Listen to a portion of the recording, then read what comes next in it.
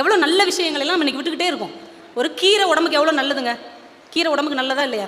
10 ரூபா அந்த அம்மா காலையில் 5 மணிக்கு போய் அந்த பாத்தியில் ஒன்றா பறித்து அந்த கூடையில் வச்சு தலை வலிக்க இடுப்பு வலிக்க தூக்கிட்டு வருது தெருவில் கீரை கீரை கீரை. அதை இறக்கி 10 ரூபா சொல்லுவாங்க. எவ்வளோ பேரம் பேசுகிறோம். இது 10 ரூபாயாக்கும், 7 ரூபாய்க்கு கொடு, ஏன் 8 ரூபாய்க்கு கொடுக்க முடியாதோ சொல்கிறோமா இல்லையா?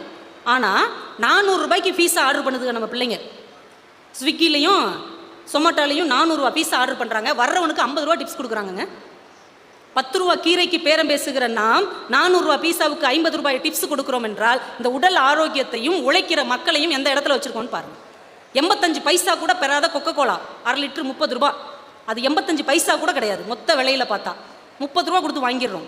ஆனால் தெருவோரத்தில் பதினியும் இளநீரும் விற்கிற அந்த உழைக்கிற சகோதரர்கள்ட்ட நம்ம பேரம் பேசாமல் என்னைக்காவது வாங்கியிருக்கோமா? அவன் நெஞ்சு வலிக்கத்தானே இந்த மரத்தில் ஏறி இறங்கி அதை கொண்டு வந்து விற்கிறான். அது உடம்புக்கு எவ்வளோ நல்லது. ஆனால் அதை பேரம் பேசி கொண்டு இருக்கிறோம். அப்போ மனிதர்கள் மீதான நம்மளுடைய மதிப்பு எவ்வளவு மாறிக்கொண்டே இருக்கிறது. கேப்பக்கூழு, கம்மங்கூழு இதெல்லாம் எங்கெங்கே போச்சு? இதெல்லாம் பிள்ளைங்களுக்கு பிடிக்கவே மாட்டேங்குது. நல்ல உணவே பிடிக்க மாட்டேங்குது. நூடுல்ஸ் செஞ்சு தாரேன்னு சொல்லுங்கள், அப்படிம்பாங்க. நூடுல்ஸ் அதுக்கு உட்காந்து சாப்பிட்றத பாருங்களேன். தூரத்துலேருந்து பார்த்தா அந்த மாடு வைக்க போகிற மேயும் பாருங்க. அது மாதிரியே இருக்கா இல்லையா? அந்த ஸ்பூனில் எடுத்து அப்படியே சாப்பிட்றாங்க. இடியாப்பம் சாப்பிட மாட்டேங்கிறாங்க. இடியாப்பம் நூடுல்ஸ் மாதிரி தானே இருக்குது. ஆனால் இடியாப்பம் தேங்காய் பால் பிடிக்க மாட்டேங்குது இந்த பிள்ளைங்களுக்கு. நூடுல்ஸ் பிடிக்குது. அப்போ எந்த அளவுக்கு அவங்க உடல்நிலை இந்த 20 வருஷத்துக்குள்ளே மாறி இருக்கிறதுன்னு கொஞ்சம் யோசிச்சு பாருங்க.